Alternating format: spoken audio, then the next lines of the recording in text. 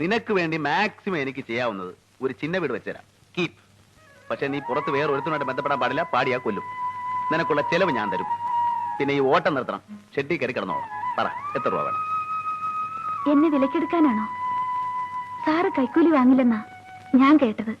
അത് നല്ല തുക ആരും തരാത്തോണ്ടാ. അതുകളാ, എന്റെ യോഗ്യതയെ പറ്റിയൊന്നും നീ പറയണ്ട, കാശ് പറ. പിന്നെ ശമ്പളമല്ലേ ഉള്ളൂ, മാസം 1500 ഒക്കില്ല. ഒരു രാത്രി കൊണ്ട് അതിലിരട്ടി ഞാൻ ഉണ്ടാക്കും സാർ. സാറിന് എന്നെ വിലക്കെടുക്കാനാവില്ല. നിങ്ങൾക്ക് വേണോ പണം, സ്ഥലം മാറ്റം, പ്രമോഷൻ? ഞാൻ വാങ്ങിച്ചു തരാം. തിരുവനന്തപുരത്തേക്ക് പോണ്ട, അവന്മാർ ഇവിടെ കൊണ്ടുതരും. എടി, നീ എനിക്ക് പ്രമോഷൻ ഇടാം. വേണ്ട സാർ, കാശാണ് സാറ് വിലമതിക്കുന്നതെങ്കിൽ എന്തൊരു സാർ ഈ ജോലി? കാലത്തു മുതൽ ബൂട്ടും തൊപ്പിയും കാക്കിയിട്ട് നടന്നാൽ നിങ്ങൾക്ക് എന്തോ കിട്ടും? അതിൽ കൂടുതൽ ദിവസവും 4 താടി പഠിച്ചു കൊടുത്താൽ അമ്പട്ടന് കിട്ടുമല്ലോ.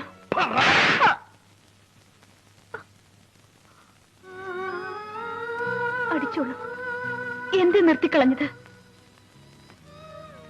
ഈ ശരീരം ലാളിക്കുന്നതാ ചിലർക്കിഷ്ടം, തലോടാനാണ് പലർക്കും കൊതി. പക്ഷേ അവരുള്ള എനിക്കറിയാം, കാര്യം കഴിയുന്നവരേ ഉള്ളൂ. സാറെന്നെ അടിക്കുമ്പോഴും മനസ്സിൽ വെറുപ്പ് കാണില്ല. അതാണ് എനിക്കിഷ്ടം. എന്ന് വെച്ചാൽ നിനക്ക് എന്നോട് റൊമാൻസ് തോന്നുന്നുണ്ടല്ലേ? ഒരുത്തി പ്രേമിച്ച് മുടിച്ചതാണ് എന്നെ. അതിന്റെ ഹാങ് ഓവർ പോകാനാണ് നിന്നോട് വരാൻ പറഞ്ഞത്. നിനക്ക് മറ്റുള്ള സൂക്കേട് തുടങ്ങിയാൽ ചവിട്ടി ഞാൻ പുറത്താക്കും. എനിക്കാരോടും റൊമാൻസും പ്രേമവും ഒന്നുമില്ല. സാറ് പറഞ്ഞ പോലെ പലർക്കും ശരീരം വിറ്റ് നടക്കുന്നവളല്ലേ. എങ്ങനെയുണ്ടാവും? ഒരാളെ മാത്രം മനസ്സിൽ ധ്യാനിക്കാൻ, അതേ ആളിന്റെ സ്വന്തം അവൻ മോഹിക്കാനേ പറ്റും. നടക്കില്ല സാർ, ഇല്ല സാർ. സാറിനെ ഞാൻ ഒരിക്കലും പ്രേമിക്കില്ല. ഉറപ്പാണല്ലോ? പറയട്ടെ, അതിനു മുമ്പേ പ്ലാനൊന്നും എനിക്ക് കേൾക്കണ്ട. സമയം പറ, എപ്പോഴാ എന്നെ ഇവിടുന്ന് പുറത്ത് കാണിക്കുക? അതല്ലേ പറഞ്ഞു വന്നത്. നമ്മൾ ഉദ്ദേശിച്ച കപ്പ വരാൻ ഇനിയും 1-2 ആഴ്ച കൂടി കഴിയും. ഇവിടുന്ന് പുറത്തിറങ്ങിയാൽ അതൊരു താമസിക്കാൻ ഒരു ഇടം വേണ്ടേ? ഒന്നും ശരിപ്പെട്ടിട്ടില്ല. അതുകൊണ്ട് ഇവിടെ തന്നെ. ഇവിടെ തന്നെ? എടോ വക്കീലേ, എന്താ ഇത്? എന്നോട് ശോഭിച്ചിട്ട് എന്താ കാര്യം? ഞാൻ ശ്രമിക്കാഞ്ഞിട്ടല്ല, ഒത്തു കിട്ടണ്ടേ? അവസാനം ഞാൻ ആലോചിച്ചൊരു സ്ഥലം കണ്ടുവച്ചിട്ടുണ്ട്. ശരിയായാൽ ഇന്നോ അല്ലെങ്കിൽ നാളെയോ.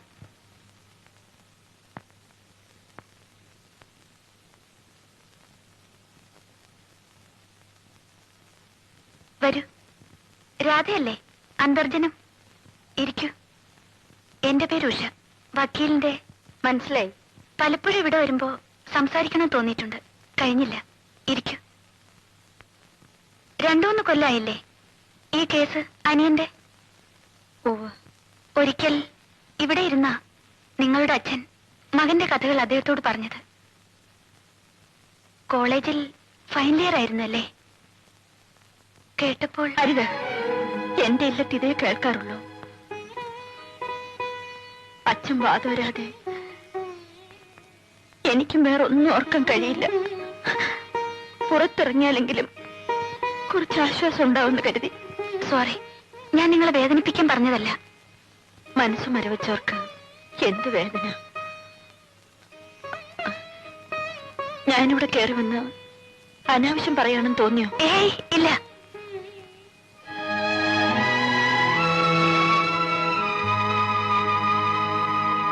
കോളേജിലെ ജോലി മതിയാക്കി വീട്ടിലിരിക്കുക. ഇവിടെ ഒരാളെ സംസാരിക്കാൻ കിട്ടിയത് ഭാഗ്യായി. കേസിന് എത്ര രൂപ ചെലവായി? കൃത്യമായിട്ട് അറിയില്ല. അച്ഛന്റെ പ്രോവിഡന്റ് ഫണ്ടും ഗ്രാറ്റുറ്റിയും പെൻഷൻ കമ്മ്യൂട്ട് ചെയ്ത കാശ് മുഴുവൻ തീർന്നു.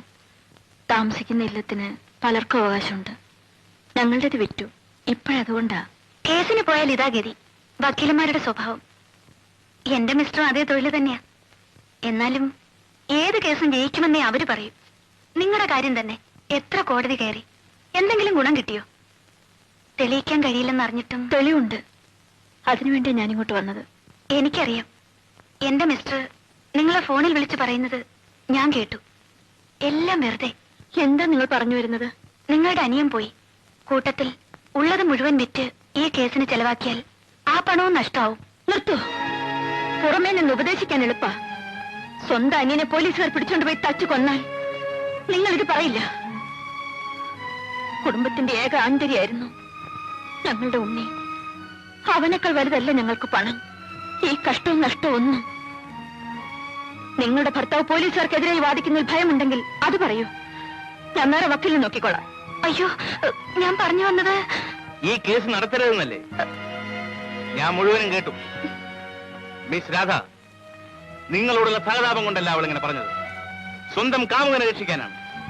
ഈ കേസിൽ 1-ാം പ്രതി ഇൻസ്പെക്ടർ ബൽറാം കല്യാണത്തിന് മുമ്പ് ഇവളുടെ ഇഷ്ടക്കാരനായിരുന്നു.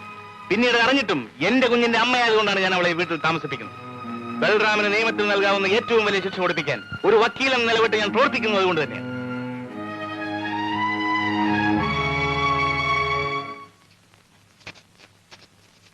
നിങ്ങളുടെ അനിയനെ ചോദ്യം ചെയ്യുമ്പോൾ പോലീസുകാർ തന്നെ ടേപ്പിൽ റെക്കോർഡ് ചെയ്തിരുന്നു.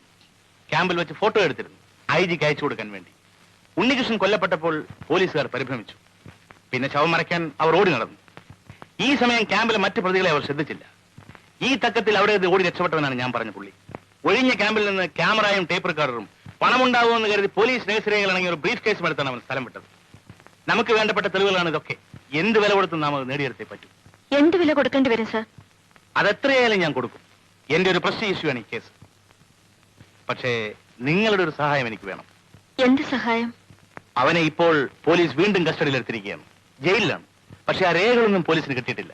അവനത് രഹസ്യമായി ആരെയും ഏൽപ്പിച്ചിരിക്കുകയാണ്. ജയിലിൽ നിന്ന് അവനെ പുറത്തു ചാടിച്ച് എവിടെയെങ്കിലും ഒളിപ്പിച്ച് താമസിപ്പിക്കും. പലരും കയറി ഇറങ്ങുന്ന ഈ വീട്ടിൽ അതിനുള്ള സൗകര്യമില്ല. അതുപോലെ ഹോട്ടലും മറ്റു സ്ഥലങ്ങളും അപകടമാണ്. എന്റെ നോട്ടത്തിൽ ഒരു പോലീസ് ഓഫീസറുടെ മൂക്കിന് താഴെയുള്ള നിങ്ങളുടെ ഇല്ലം അതിനു പറ്റിയ സ്ഥലമാണ്. നിങ്ങൾക്ക് ധൈര്യമുണ്ടോ അവനെ താമസിപ്പിക്കാൻ? കൈവിട്ടാൽ നമുക്ക് നല്ലൊരു അവസരമാണ് നഷ്ടപ്പെടുക. മറ്റു റിസ്കുകൾ ഞാൻ എടുക്കാം. ഈ ഒരു കാര്യത്തിൽ നിങ്ങൾ എന്നെ സഹായിക്കും. ഓ, എന്റെ അനിയനെ കൊന്നവരുടെ പ്രതികാരം ചെയ്യാൻ ഞാൻ എന്തും ചെയ്യും സർ. അതെനിക്കറിയാം. ആരാണ് ആള്? സത്യരാജ്.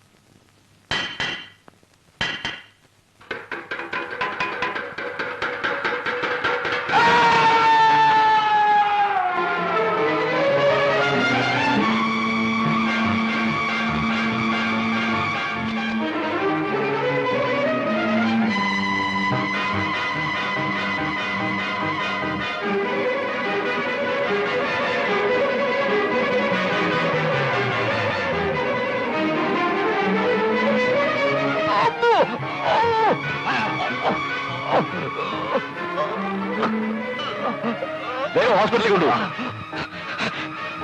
ബ്ലോക്ക് തല്ലും കത്തിക്കുത്തും.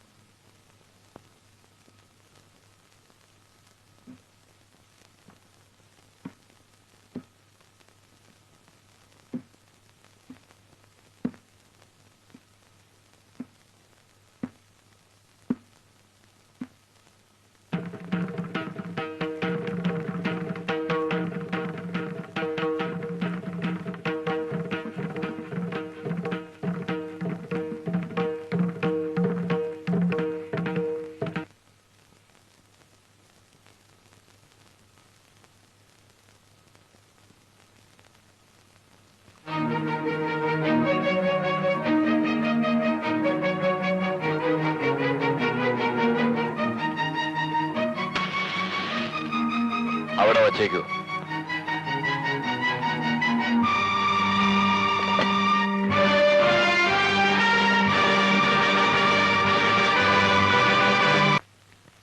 രാത്രി പൂട്ടിയിട്ടിരുന്ന സെല്ല് തുറന്ന് നിങ്ങൾ ഇതിനകത്ത് കയറിയത് പ്രതിയോടൊപ്പം കള്ളുടിക്കാനായിരുന്നില്ലേ? ഞാൻ കുടിച്ചില്ല സാർ. നിങ്ങളെ കൊണ്ട് അവ കുടിപ്പിച്ചു. ആസ്പത്രി റിപ്പോർട്ടിൽ ബോധം കെട്ട നിലയിൽ നിങ്ങൾ അവിടെ എത്തുമ്പോ നിങ്ങളുടെ വയറ്റിൽ മയക്കുമരുന്ന് കടന്ന വിസ്കി ഉണ്ടായിരുന്നു. ഒരു പ്രതിയെ കഷ്ടപ്പെട്ട് പിടിച്ചേൽപ്പിച്ചാൽ നിങ്ങൾ അവന് കള്ളും കഞ്ചാവും കൊടുത്ത് സൽക്കരിക്കും. കുറ്റവാളിയുടെ ചൊൽപ്പടിക്ക് നിൽക്കുന്ന നാണകെട്ട പീറ പട്ടികളും. Mister Balram, stop your absurd abusing. ഞങ്ങളെ തെറി പറയാൻ നിങ്ങൾക്ക് എന്താ ചെയ്യാം മിസ്റ്റർ? അയ്യോ, ഞാൻ സാറിനെയല്ല, ഈ കമ്പനികളോടാ പറഞ്ഞത്. വാഴപ്പിണ്ടി പോലെ ഇവന്മാര് വളഞ്ഞു കൊടുത്തുകൊണ്ടല്ലേ അവൻ ചാടിപ്പോയത്. നമുക്ക് ഇവന്മാരെ മാറ്റി കുറച്ചുകൂടെ കൂറുള്ള ജാതികളെ വെക്കണം. പതിവായിട്ട് ഇവിടെ സത്യരാജനെ കാണാൻ വരാറുള്ള വിസിറ്റേഴ്സ് ആരൊക്കെയാണ്? അയാളുടെ വക്കീൽ അഡ്വക്കേറ്റ് ജയചന്ദ്രൻ വരാറുണ്ട്.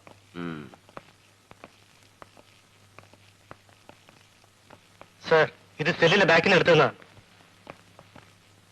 ജയിലിനകത്ത് വെച്ച് തനിക്ക് എങ്ങനെ ഈ കത്ത് കിട്ടി? കുട്ടൂസ് തന്നെയാണോ സാർ? കുട്ടൂസോ? അവനല്ലേ നീ കുത്തിയത്? അതെ, ഇന്നലെ രാത്രി കമ്പിന്റെ മേലെ 3 പ്രാവശ്യം മുട്ടുന്ന കേട്ട കുത്തിക്കോളാൻ പറഞ്ഞു. അവൻ സമ്മതിച്ചിട്ടാ കുത്തി. വെറുതെ എങ്ങനെ ഒരാളെ കുത്തുകയെ? വെറുതെ അല്ല, എന്താ കൂടി 500 രൂപ. ആര് പറഞ്ഞു? ഈ നിൽക്കുന്ന സൂപ്പർ സാർ.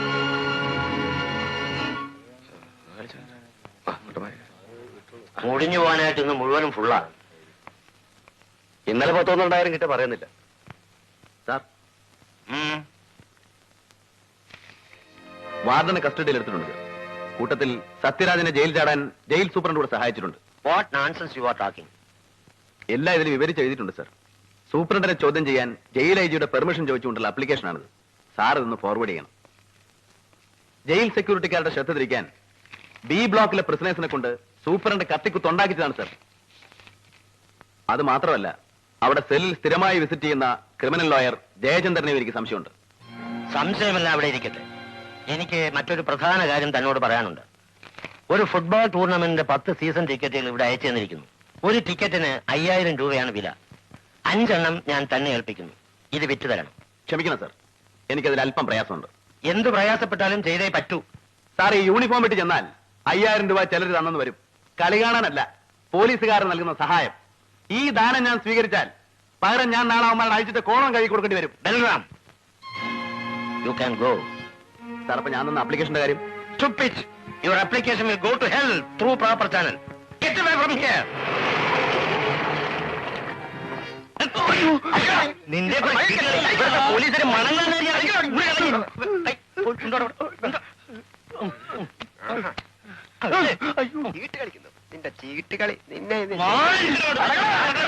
വാസു, സാർ, എന്താ ഇത്? മാർക്കറ്റിലെ ചീട്ട് കളിക്കാരാ. രാവും പകലും പന്നി മലർത്ത്.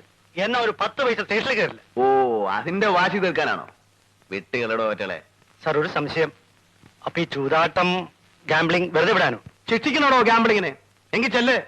സീസൈഡ് ക്ലബില്, ഓഫീസേഴ്സ് ഡെന്നില്, ഹോട്ടൽ മുറികളില് പോലീസ് കമ്മീഷണർ അടക്കം ആയിരങ്ങൾ വാത് വെച്ച് കളിക്കുന്നുണ്ടാവും. അവരെ ആദ്യം പിടിച്ചിട്ട് വാ.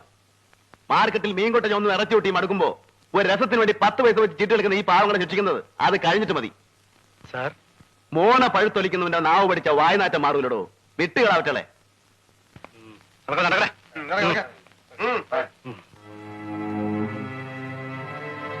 എനിക്ക് ഈ പുളിച്ച സാമ്പാർ കഴിച്ച ശീലമില്ല. ഇറച്ചി മീനൊന്നും ഇല്ലാതെ. അയ്യോ, ഇതൊരു നമ്പൂരില്ലാണ്. ഇവിടെ ഞാൻ കഴിഞ്ഞ ജയിലിനേക്കാൾ വലിയ തടവറയാണ്. ദേഷ്യം തോന്നരുത്. നിർബന്ധം അച്ഛാ, ഞാൻ ഉണ്ടാക്കി തരാം. നിങ്ങൾ ആ വക്കീലിനെ ഒന്ന് കാണണം ഉടനെ. ഒരു ഫോണിന് ഞാൻ പറഞ്ഞിരുന്നു. ഒരു ടെലിഫോൺ ഇവിടെ ഏർപ്പാടാക്കി തരാൻ. പിന്നെ വിസ്കിയോ ബ്രാൻഡിയോ എന്തെങ്കിലും. ഇല്ലെങ്കിൽ എനിക്ക് ഇവിടെ ഒന്ന് ഭ്രാന്ത് പിടിക്കും. ഒന്ന് പതുക്കെ, അച്ഛൻ ഉറങ്ങിയിട്ടുണ്ടാവില്ല. ആരാ അത്?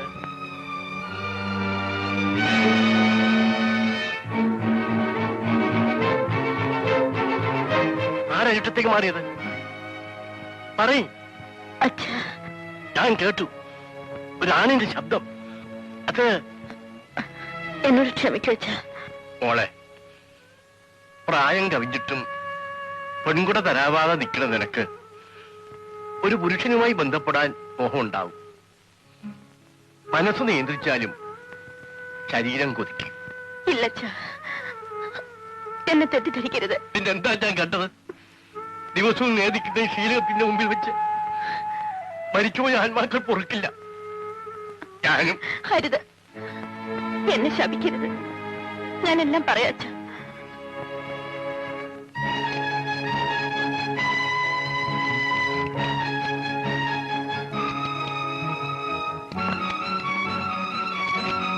പറഞ്ഞാൽ ഒരിക്കലും സമ്മതിക്കില്ലെന്ന് കരുതിയ ഞാൻ അച്ഛനറിയാതെ നമ്മുടെ ഉണ്ണിയെ കൊന്നവരോട് പകരം വിട്ടാൽ വേറെ വഴിയില്ല.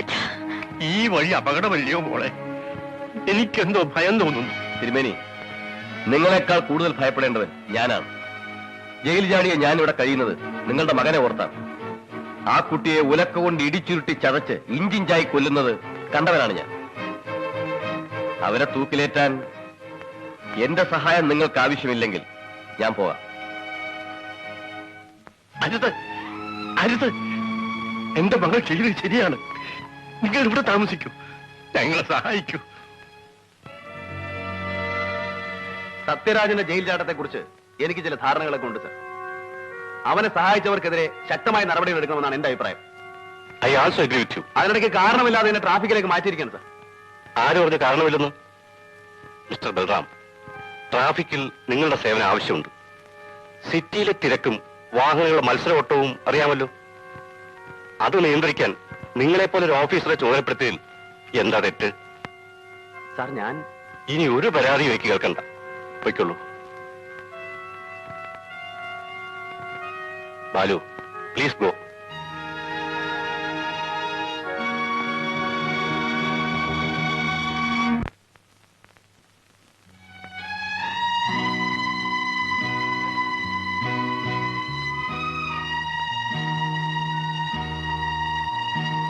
നമ്മൂര് പോണില്ലേ? പോയിക്കോളൂ.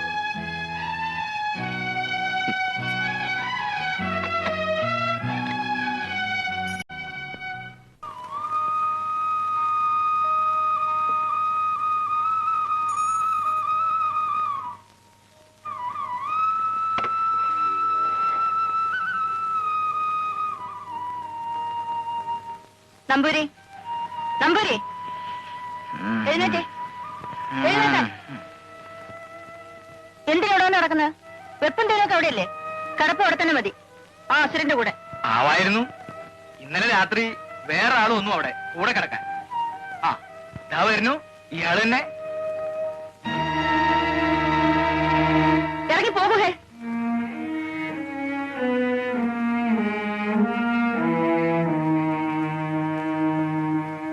ദേശവും ശകാരമൊക്കെ എന്റെ അടുത്തല്ലേ ഉള്ളൂ. ഇവിടെ വയ്യല്ലോ. ഇഷ്ടകാരിയല്ലേ? അമ്പലത്തിൽ നിന്ന് വരികയായിരിക്കും അല്ലേ? ഞാൻ ഞാൻ അതെ. ആ പ്രസാദവുമായിട്ട് ഇങ്ങോട്ട് വരരുത്. ഈ ഉമ്മർത്ത് കയറരുത്. രാധേ, ഞാനും നീയും അങ്ങനെ കഴിഞ്ഞിരുന്നവരാണ്. എന്റെ ഉണ്ണി നിന്റെ കൂടി അനിയനാണെന്നാണ് ഞാൻ കരുതിയിരുന്നത്.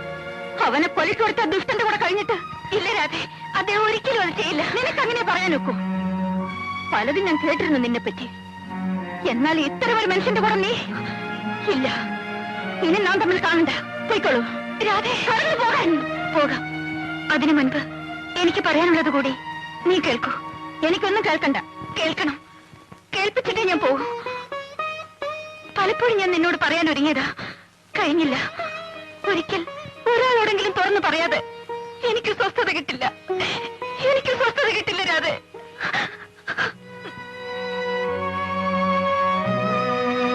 നിനക്ക് ഓർമ്മയില്ലേ, തിരുമേനിക്ക് പാലക്കാട്ടേക്ക് മാറ്റമായപ്പോൾ നിങ്ങൾ എല്ലാവരും പോയി. പിന്നെ ഞാനിവിടെ ഒറ്റയ്ക്കായി. എന്റെ പാർട്ട് ടൈം ജോലിയൊന്ന് സ്ഥിരമാക്കി കിട്ടാൻ ഞാൻ പലരെയും സമീപിച്ചിരുന്നു. കൂട്ടത്തിൽ ചന്ദ്രദാസൻ വലിയ നേതാവാ. ചന്ദ്രാജിന്ന് വിളിക്കും. അങ്ങേര് ശുപാർശ ചെയ്യാമെന്ന് പറഞ്ഞ എന്നെ തിരുവനന്തപുരത്തേക്ക് കൂട്ടിക്കൊണ്ടുപോയത്. എനിക്ക് വളരെ വേണ്ടപ്പെട്ടൊരു കുട്ടിയാണ്. ചെയ്യാൻ കഴിയുന്നതിന്റെ മാക്സിമം സഹായം ചെയ്തിരിക്കണം. ചന്ദ്രാജി പറഞ്ഞാൽ പിന്നെ ചെയ്തു കൊടുക്കാതെ പറ്റുമോ? അപ്പോ നിങ്ങൾക്ക് ചോദിക്കാനും പറയാനും ഒക്കെ കാണുമല്ലോ. I mean interview. 11:30 എനിക്ക് മിനിസ്റ്ററുമായി അപ്പോയിന്റ്മെന്റ് ഉണ്ട്. ഞാൻ റെസ്റ്റ് ഹൗസിൽ കാണാം. സീത പരിഭ്രമിക്കണ്ട. സുകുമാരൻ നായര് സ്വന്തം ആളായിട്ട് കണ്ടാ മതി. എന്നാ ഞാൻ ഇറങ്ങുന്നു. സർട്ടിഫിക്കറ്റ് എല്ലാം ഫയലിലുണ്ട്. അതൊന്നും എനിക്ക് കാണണ്ട. ഇതൊരു ലേസൺ ഓഫീസാണ്. കമ്പനിക്ക് താല്പര്യമുള്ള പല ഗസ്റ്റുകളും ഇവിടെ വരും. അവരെ കാര്യമായി സ്വീകരിക്കുക. വേണ്ടപ്പോ അവരെ ഒന്ന് എന്റർടൈൻ ചെയ്യുക. അതിനുള്ള യോഗ്യത കുട്ടിക്കുണ്ടെന്ന് ഈ ശരീരത്തിൽ എഴുതി വെച്ചിട്ടുണ്ടല്ലോ. എന്താ നിങ്ങൾ പറയുന്നത്? ചന്ദ്രാജ് നാട്ടിൽ നിന്ന് ഫോണിൽ വിളിച്ചപ്പോ ഞാൻ എല്ലാം വിശദമായി പറഞ്ഞിരുന്നു. പിന്നെന്താ ഒരു മനസ്സിലാകായിക? കണ്ടറിഞ്ഞു നിന്നാൽ അതിൻ്റെതായ മെച്ചമുണ്ടാവും. പരിഭ്രമിക്കണ്ട, ഇവിടെ വേറെ ആരുമില്ല.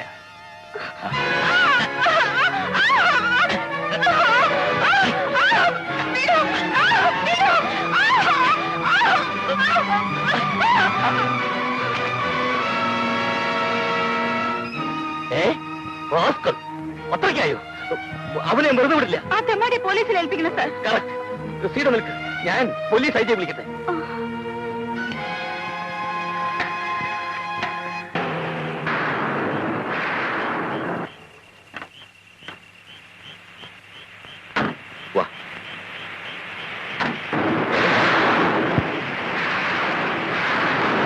എന്തിനാ നമ്മൾ ഇവിടേക്ക്? ഐ ജി കണ്ടേ?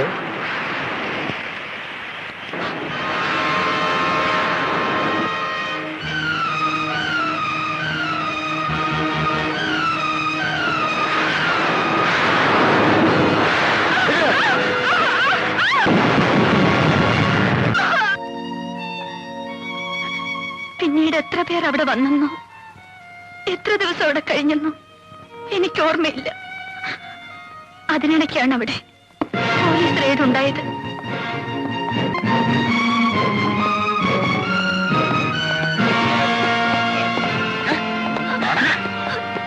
എന്നെ അവരെ കൂട്ടത്തിൽ കൊണ്ടുപോകരുത് സാർ. ഞാൻ ഒരു കുറ്റം ചെയ്തവളല്ല. ഓ പിന്നെ നീ മാത്രം ഒരു ശീലാവധി ആടിച്ചാൻ. സാർ, എന്നെ അവർ ചതിച്ചതാണ്. ഒരു ജോലി തേടി പുറപ്പെട്ട ഞാൻ ഇവിടെയാണ് എത്തിയതെന്ന് അറിഞ്ഞാൽ എന്റെ വീട്ടുകാർ സഹിക്കില്ല. ഞാനും നശിച്ചു. ഇനി അവരെ കൂടി കൂട്ട ആത്മഹത്യക്ക്. എന്നെ രക്ഷിക്കണം സാർ, എന്നെ രക്ഷിക്കണം.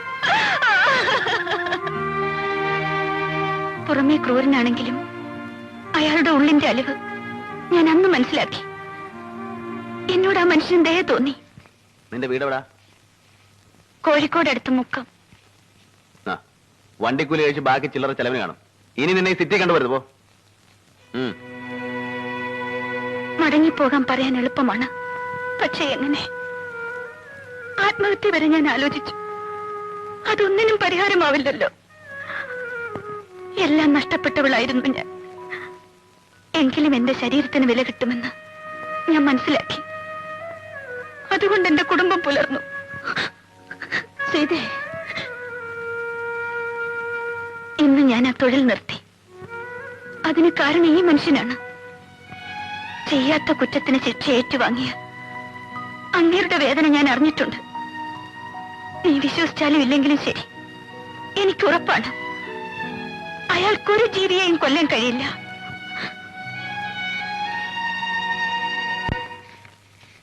ചേച്ചി ഇപ്പൊ വരും. വരട്ടെ, നമുക്കൊട്ടും തിരക്കില്ല. എണ്ണം തെറ്റില്ലോ. എന്തിനാ നോട്ടെണ്ണുന്നേ? ഇവിടെ തരാനാ? ആ അല്ല, ഞാൻ ആലോചിക്കുകയായിരുന്നു. കാലം പോയ പോക്കേ. മുമ്പ് നമ്പൂതിരിയായി ജനിച്ചാ മതി. ഊണായാലും വിഷയായാലും ഒരു മുട്ടുമില്ലാതെ നടക്കും. അന്നുള്ളവർക്ക് സന്ധ്യയാവുമ്പോ പാനീസും കത്തിച്ച് ഇറങ്ങേ വേണ്ടു. കോവിലകത്തെ തമ്പുരാട്ടികൾക്ക് കൂട്ടിരിപ്പ്, നാട് നീള സംബന്ധം, രാവും പകലും ഇരിക്കപ്പുറതില്ലാത്ത അഭ്യാസം തന്നെ. കുട്ടി പറഞ്ഞാ വിശ്വസിക്കില്ല, എനിക്ക് ഇതുവരെ ഒന്നും തരായിട്ടില്ല. എന്താ നിങ്ങൾ പറയുന്നേ? ഇവിടെ വന്ന് കുട്ടിയെ കണ്ടപ്പോ സംശയായി, ആരോടാ പറയേണ്ടതെന്ന്. ഏതായാലും ഇന്ന് മൂത്ത ആളെ ഉദ്ദേശിച്ചാ വന്നത്. ആ, ഞാൻ കുളിക്കായിരുന്നു തിരുമേനി. വിശേഷായി, ശുദ്ധായല്ലോ.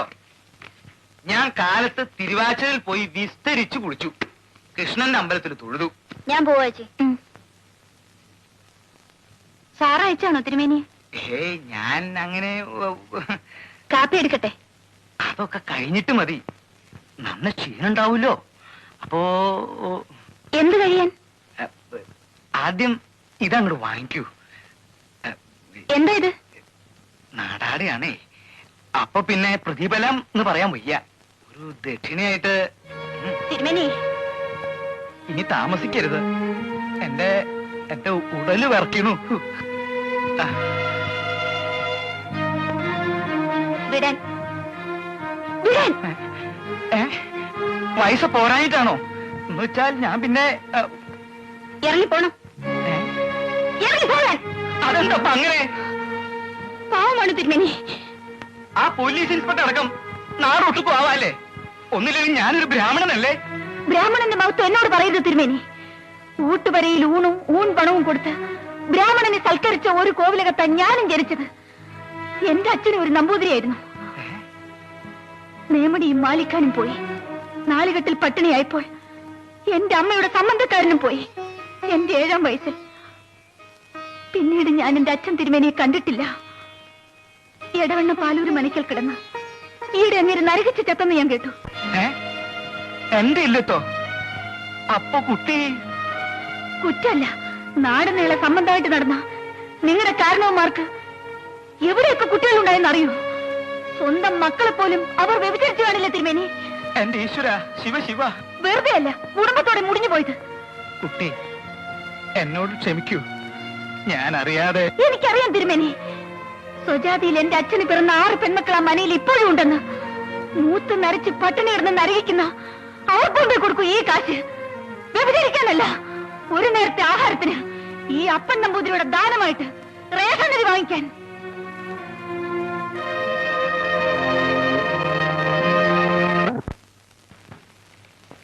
ഇതിൽ പറയുന്ന കോഡ്ലെസ് ഫോണിന് 3000 രൂപ വില വരും. തരാം. എന്നാലും വേണമല്ലേ?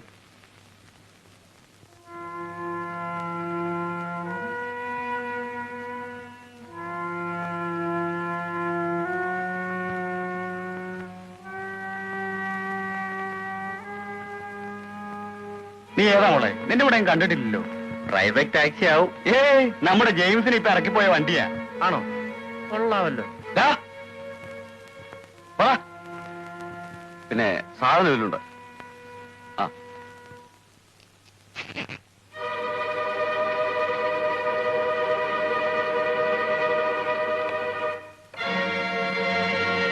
എന്താ ഇത്ര താമസിച്ചത്? ദയവ് ചെയ്ത് എന്നെ ഇത്തരം സ്ഥലത്തേക്ക് ഇനി അയക്കരുത്. എന്തു പറ്റി? ഞാനൊരു സ്ത്രീയാണെന്ന് നിങ്ങൾ ഓർക്കണം.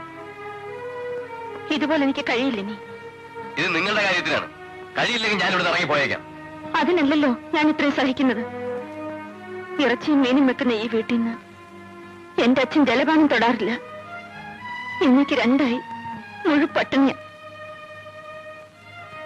എന്റെ അനിയനെ ഓർത്ത എല്ലാം സഹിക്കുന്നത്. ഇനിയെങ്കിലും പറയൂ, ആ തെളിവുകൾ എപ്പോൾ കിട്ടും? നിങ്ങൾ എന്നും അത് ആവർത്തിച്ച് ചോദിക്കണ്ട. ഞാൻ പറഞ്ഞില്ലേ, അത് മംഗലാപുരത്തുള്ള ഒരു സുഹൃത്തിനെ ഏൽപ്പിച്ചിരിക്കുക. അതിനോടെ എത്തും. നിങ്ങൾ വെക്കുള്ളൂ.